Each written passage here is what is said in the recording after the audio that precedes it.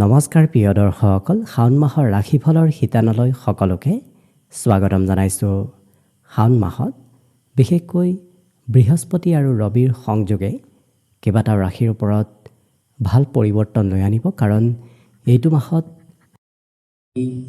মিত্ৰৰ ঘৰত থাকিব আৰু বৃহস্পতিৰ লগত একেলগে সংযোগ হোৱাৰ বাবে দুয়োটা গ্ৰহই কেইবাটাও ক্ষেত্ৰত ৰাশিচক্ৰত পৰিৱৰ্তন লৈ আনিব। গতিকে সেই পৰিৱৰ্তন আপুনি কোনটো ক্ষেত্ৰত এই মাহত লাভ কৰিব সেই বিষয়ে জানিবৰ বাবে আজি ভিডিঅ'টো শেষলৈকে চাই থাকিব।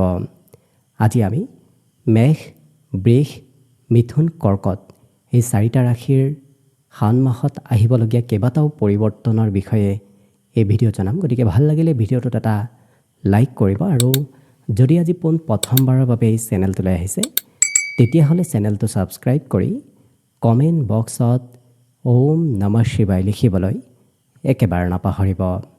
গতিকে আহক আজি ভিডিঅ'টো আৰম্ভ কৰোঁ।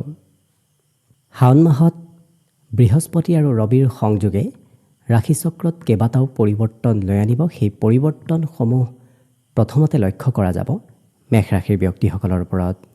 যিহেতু মেষ ৰাশি হৈছে ৰাশিচক্ৰৰ প্ৰথমটো ৰাশি, গতিকে এই ৰাশিৰ ব্যক্তিসকলে প্ৰথম পৰিৱৰ্তন মাহটোত চতুৰ্থ স্থানত দেখা পাব। বিশেষকৈ চতুৰ্থ স্থান হৈছে বন্ধুৰ স্থান আৰু বন্ধুৰ লগতে ঘৰ সংসাৰৰ স্থান। যিহেতু চতুৰ্থ স্থানত বৃহস্পতি গ্ৰহ পূৰ্বৰ পৰাই আছে, গতিকে বৃহস্পতি গ্ৰহই পূৰ্বৰ পৰাই আপোনাক ভাল ফলাফল প্ৰদান কৰি আহিছে।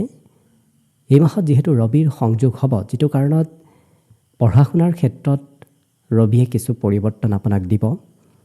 পঢ়া শুনাত এইকাৰণেই পৰিৱৰ্তন দিব কাৰণ আপোনাৰ পঞ্চম স্থানৰ অধিপতি গ্ৰহটোৱে হৈছে ৰবি, যিটো কাৰণত আপুনি জন্মগতভাৱে পঢ়া শুনাত কিছু আত্মবিশ্বাসী ব্যক্তি। আপুনি পঢ়া শুনাত কেতিয়াবা নোৱাৰিলেও কিন্তু আপোনাৰ আত্মবিশ্বাস কেতিয়াও কমি নাযায়। গতিকে আপুনি সাহসী, আত্মবিশ্বাসী সদায় পঢ়া শুনাত থাকে। এই মাহতো আপোনাৰ সেই সাহস উদ্যমতাবোৰ বিকাশ পাব, বৃদ্ধি পাব।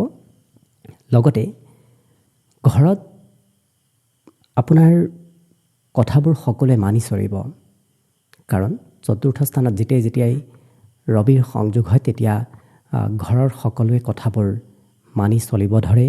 বন্ধু বান্ধৱৰ ক্ষেত্ৰতো আপোনাৰ প্ৰভুত্বতা বাঢ়িব। আপুনি যিটো কথা ক'ব সেই কথা বন্ধু বান্ধৱে আখৰে আখৰে মানি চলিব। গতিকে ৰবিয়ে আপোনাক এই দুয়োটা ক্ষেত্ৰত আত্মবিশ্বাসবোৰ বঢ়াব, আৰু বিশেষকৈ পূৰ্ণ দৃষ্টি যিহেতু কৰ্মস্থানত থাকিব, গতিকে কৰ্মৰ সৈতে যদি আপুনি যিমান জড়িত থাকে সিমান আপোনাৰ লাভালাভবোৰ বাঢ়িব। যদি আপুনি চৰকাৰী কৰ্মৰ সৈতে জড়িত তেতিয়াহ'লে মান সন্মান এইবোৰ বাঢ়িব, আৰু যদি নতুনকৈ চৰকাৰী কৰ্মৰ সন্ধানত আছে, প্ৰস্তুতি চলাই আছে, তেতিয়াহ'লে এই মাহটো আপোনাৰ বাবে অতি উত্তম মাহ। অকণমান চেষ্টা কৰক, কষ্ট কৰক, ভগৱানৰ ওপৰত বিশ্বাস ৰাখক, তেতিয়া আপুনি দেখিব মাহটোত কিন্তু চৰকাৰী কৰ্মৰ সংযোগ আৰু চৰকাৰী কৰ্মৰ সুযোগ সুবিধাবোৰ আপোনাৰ সন্মুখত আহিব ধৰিব। যদি আপোনাৰ গ্ৰহস্থিতি ভাল আছে তেতিয়াহ'লে নিশ্চয় মাহটোৰ ভিতৰতে আপুনি চৰকাৰী কৰ্ম লাভ কৰিব। লগতে এইটো মাহত প্ৰেম সম্পৰ্ক ভাল, কাৰণ প্ৰেম সম্পৰ্ক কথাবোৰ ঘৰত গম পাব, সাৰ্বজনিক হৈ পৰিব। বিশেষকৈ বন্ধু বান্ধৱৰ জৰিয়তে আপোনাৰ প্ৰেমৰ কথাবোৰ ঘৰত গম পোৱাৰ সম্ভাৱনা মাহটোত দেখা গৈছে। গতিকে সৰ্বতো প্ৰকাৰে ৰবি আৰু বৃহস্পতি গ্ৰহৰ সংযোগে আপোনাক মাহটোত শুভ ফল প্ৰদান কৰিব। অৱশ্যে ৰবিৰ সৈতে যিবোৰ গ্ৰহ আহে সেই গ্ৰহবোৰ সদায় অস্ত হৈ পৰে, বলাবল হ্ৰাস পাব ধৰে। কিন্তু যিহেতু বৃহস্পতি গ্ৰহ হৈছে গুৰু গ্ৰহ, যিটো কাৰণত ৰবিৰ লগত থাকিলেও বৃহস্পতি গ্ৰহৰ কেতিয়াও বলাবল হ্ৰাস নাপায়, বৰঞ্চ বৃহস্পতিৰ বলাবল দুগুণ আৰু বৃদ্ধিহে পায়। যিহেতু ৰবি হৈছে ৰজা, আৰু ৰজাৰ ঘৰত সদায় গুৰুতুল্য ব্যক্তিৰ সন্মান বেছি থাকে। গতিকে এই মাহতো আপোনাৰ তেনেধৰণৰ স্থিতি আপুনি লক্ষ্য কৰিব পাৰিব। য'তেই নাযাওক কিয় সন্মানবোৰ আপোনাৰ বাঢ়িব। গতিকে ভাল ফলাফল মাহটোত আপুনি নিশ্চয় লাভ কৰিব। গতিকে আপুনি ভগৱান মহাদেৱক অকণমান আৰাধনা কৰক, তেতিয়া দেখিব মাহটোত আৰু অধিক শুভ ফল আহিব ধৰিব। ইয়াৰ পিছৰ পৰৱৰ্তী ৰাশিটো হৈছে বৃষ ৰাশি। বৃষ ৰাশিৰ ব্যক্তিসকলৰ বাবেও গ্ৰহস্থিতি এইবাৰ এই শাওণ মাহটোত শুভ বুলি ক'ব পাৰি, কাৰণ আপোনাৰ বাবে ৰবি হৈছে চতুৰ্থৰ অধিপতি আৰু চতুৰ্থৰ অধিপতি হৈ বৰ্তমান সময়ত অৰ্থাৎ শাওণ মাহত তৃতীয়ত থাকিব।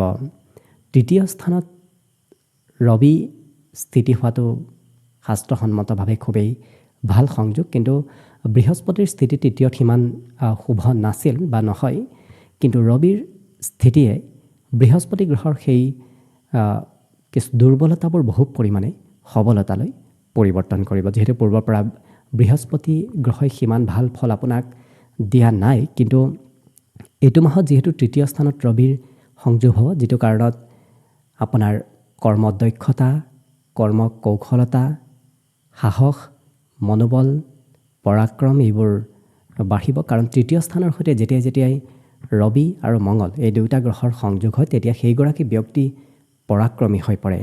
নিজৰ কষ্টৰে সমাজত মান সন্মান লাভ কৰে, নিজৰ কষ্টৰে কৰ্মত ভাল ফল লাভ কৰে আৰু বিশেষকৈ নিজৰ কষ্টৰে ভাগ্যত কিছু পৰিৱৰ্তন আনিবলৈ সক্ষম হয়। কেতিয়াবা কি হয়, কষ্ট কৰিলেও ভাগ্যৰ পৰিৱৰ্তন হয়, কাৰণ কষ্ট যিমান কৰা যাব সেই কষ্টই ভাগ্যত বহু পৰিমাণে সুফল প্ৰদান কৰে। গতিকে তৃতীয়ৰ পৰা নৱম অৰ্থাৎ ভাগ্যস্থানত বৃহস্পতি আৰু ৰবিৰ পূৰ্ণ দৃষ্টি থাকিব, যিটো কাৰণত আকস্মিক ভাগ্য উদয়ৰ সম্ভাৱনা এই মাহত দেখা গৈছে। ধৰ্ম কৰ্মৰ প্ৰতি আস্থা বিশ্বাসবোৰো পুনৰ বাঢ়িব। বিগত মাহত অকণমান বিশ্বাস কমি আছিল ভগৱানৰ ওপৰত, কিন্তু এই মাহত পুনৰ আপোনাৰ ভগৱানৰ ওপৰত বিশ্বাস বাঢ়িব। পিতৃৰ উন্নতি প্ৰগতি, পিতৃৰ স্বাস্থ্য পাতিৰ ক্ষেত্ৰতো সবলতা আহিব, কাৰণ ৰবি হৈছে পিতৃকাৰক গ্ৰহ আৰু যেতিয়াই ৰবিৰ নৱম স্থানত পূৰ্ণ দৃষ্টি থাকে, তেতিয়া পিতৃৰ জৰিয়তে উন্নতি প্ৰগতি হয়। পিতৃৰ যদি স্বাস্থ্যত দুৰ্বলতা আছে, সেই দুৰ্বলতাবোৰো বহু পৰিমাণে কম হয়। গতিকে আপুনি লক্ষ্য কৰিব, প্ৰতিটো ক্ষেত্ৰত আপোনাৰ মাহটো দুয়োটা গ্ৰহৰ সংযোগে অশুভ প্ৰভাৱবোৰ বহু পৰিমাণে নাশ কৰাব। ইয়াৰ পৰৱৰ্তী ৰাশিটো হৈছে মিথুন ৰাশি। মিথুন ৰাশিৰ ব্যক্তিসকলৰ শাওণ মাহত ৰবি আৰু বৃহস্পতি দ্বিতীয় স্থানত থাকিব। দ্বিতীয় স্থান হৈছে ধনৰ স্থান আৰু যেতিয়াই ধনৰ স্থানৰ সৈতে বৃহস্পতি ৰবিৰ দৰে গ্ৰহৰ সংযোগ হয়, তেতিয়া চৰকাৰী ধন আগমনৰ পথ মুকলি হয়। গতিকে এই মাহত আপোনাৰ চৰকাৰী ধন প্ৰাপ্তিৰ পথ মুকলি হোৱাৰ সম্ভাৱনা দেখা গৈছে। যিহেতু ৰবি হৈছে চৰকাৰী কাৰ্যৰ কাৰক গ্ৰহ আৰু বৃহস্পতি হৈছে ধনৰ কাৰক গ্ৰহ, যিটো কাৰণত আপুনি লক্ষ্য কৰিব চৰকাৰী পথেৰে ধন আহিব, মান সন্মান চৰকাৰী ক্ষেত্ৰত বাঢ়িব। আপুনি যি কথা ক'ব সেই কথাবোৰ আনে অসন্মত কৰিব নোৱাৰিব, আনে কথাবোৰ আপোনাৰ পেলাব নোৱাৰিব, কাৰণ যেতিয়াই ৰবিৰ দৰে গ্ৰহৰ দ্বিতীয় স্থানৰ সৈতে সংযোগ হয়, তেতিয়া কথা বতৰাত আত্মবিশ্বাস বৃদ্ধি পায়। কিন্তু অকণমান খঙাল ব্যক্তিত্ব আহিব পাৰে, আপোনাৰ কথাত কোনোবাই কেতিয়াবা বেয়াও পাব পাৰে। গতিকে সেই ক্ষেত্ৰত গুৰুত্ব ৰাখিব। খঙাল ব্যক্তিত্ব আপুনি নিজেই নিয়ন্ত্ৰণ কৰিলে বাকী কিন্তু অন্য দিশত আপোনাৰ গ্ৰহস্থিতি এই মাহত খুবেই ভাল দেখা পোৱা গৈছে। অকণমান অৱশ্যে স্বাস্থ্যৰ যত্ন ৰাখিব। উচ্চ ৰক্তচাপ যদি আছে তেতিয়াহ'লে বিশেষকৈ স্বাস্থ্যৰ যত্ন ৰখাৰ মাহটোত প্ৰয়োজন আছে, কাৰণ অষ্টম স্থানত ৰবিৰ পূৰ্ণ দৃষ্টি থাকিব, যিটো কাৰণত হঠাৎ উচ্চ ৰক্তচাপ বৃদ্ধিৰ সম্ভাৱনা আহি পৰিব। গতিকে কিছু যত্ন ৰখাৰ চেষ্টা কৰিব। বাকী কিন্তু অন্য দিশত মাহটো আপোনাৰ বাবে খুবেই ভাল মাহ। বৃহস্পতি গ্ৰহৰ লগত ৰবিৰ সংযোগে এই মাহত আপোনাৰ পুনৰ গুৰু সহায় বৃদ্ধি পোৱাৰ যোগ দেখা পোৱা গৈছে। গতিকে অকণমান ভগৱান মহাদেৱক আৰাধনা কৰক, তেতিয়া দেখিব আৰু অধিক আপুনি শুভ ফল লাভ কৰিব। ইয়াৰ পৰৱৰ্তী ৰাশিটো হৈছে কৰ্কট ৰাশি। কৰ্কট ৰাশি হৈছে ৰাশিচক্ৰৰ চতুৰ্থটো ৰাশি আৰু এই ৰাশিৰ ব্যক্তিসকলৰ ব্যক্তিত্ব জন্মগতভাৱেই কিছু অইন ৰাশিৰ তুলনাত অকণমান বেলেগ। যিহেতু এই মাহত ৰবি আপোনাৰ ৰাশিৰ ওপৰতে স্থিতি হৈ আছে বৰ্তমান সময়ত, আৰু পূৰ্বৰ পৰাই যিহেতু বৃহস্পতি গ্ৰহ আপোনাৰ ৰাশিৰ ওপৰতে পৰিভ্ৰমণ কৰি আছে, যিটো কাৰণত আপুনি নিশ্চয় পূৰ্বৰ পৰাই কিছু শুভ ফল লাভ কৰি আহিছে আৰু এই মাহত কিন্তু বৃহস্পতি আৰু ৰবিৰ সংযোগে আপোনাৰ ব্যক্তিত্বত বহু পৰিমাণে পৰিৱৰ্তন লৈ আনিব। আপুনি য'তেই নাযাওক কিয় মান সন্মান এইবোৰ লাভ কৰিব। আপোনাৰ কথা কোনেও অসন্মত হ'ব নোৱাৰে। কথাবোৰ আপোনাৰ অন্য ব্যক্তিয়ে নিশ্চয় মানিব লাগিব, যি কথাই নকওক কিয়। প্ৰতিভাবোৰ বিকাশ পাব, নতুন নতুন প্ৰতিভা বাঢ়িব। এলাহ ভাৱ একেবাৰে এই মাহত কমিব। লগতে সপ্তম স্থানত ৰবি আৰু বৃহস্পতিৰ পূৰ্ণ দৃষ্টিয়ে আপোনাৰ ব্যৱসায় বাণিজ্যত কিছু পৰিৱৰ্তন লৈ আনিব। আপুনি যদি নিজেই ব্যৱসায় কৰিছে তেতিয়াহ'লে দেখিব আপোনাৰ ব্যৱসায় বাণিজ্যবোৰ দিনক দিনে আগবাঢ়ি যাব ধৰিব। কিন্তু অকণমান বৈবাহিক ক্ষেত্ৰত নিজক নিয়ন্ত্ৰণ ৰাখিব। কথা বতৰা কওঁতেও আপুনি সংযম হ'ব, নহ'লে হয়তো আপোনাৰ কথাত প্ৰিয়জনে মাজে সময়ে সঘনে আপোনাক বেয়া পাব পাৰে। গতিকে সেই ক্ষেত্ৰত কিছু গুৰুত্ব ৰাখিলে বাকী অন্য প্ৰতিটো দিশত আপোনাৰ বাবে খুবেই ভাল। যিহেতু দ্বিতীয় স্থানৰ অধিপতি হৈ প্ৰথমত স্থিতি হৈছে, গতিকে কেনেকৈ ক'ৰ পৰা ধন উপাৰ্জন কৰিব পাৰি, কি কৰিলে চৰকাৰী ধন চৰকাৰী কৰ্ম লাভ কৰা যাব, সেই বিষয়ত চিন্তা চৰ্চাও আপোনাৰ মনত সঘনাই এই মাহত চলি থাকিব। গতিকে ক'ৰ পৰা কেনেকৈ ধন আহে আৰু ক'ৰ পৰা কেনেকৈ চৰকাৰী কৰ্ম লাভ কৰা যায় সেই বিষয়ত অকণমান মনোভাৱ আপোনাৰ ভিতৰত বিকাশ পাব। গতিকে সম্পূৰ্ণ শাওণ মাহটোত কৰ্কট ৰাশিৰ ব্যক্তিসকলৰ বাবেও বৃহস্পতি গ্ৰহ পূৰ্বৰ পৰাই ভাল অৱস্থাত আছে, উচ্চ অৱস্থাত আছে।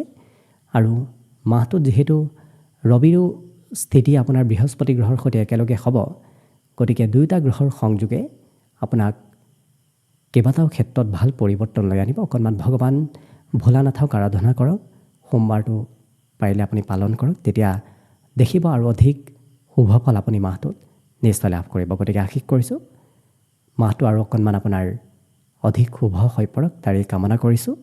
আৰু আজিৰ বাবে ভিডিঅ'টো ইমানতে সামৰণি মাৰিছোঁ। ধন্যবাদ।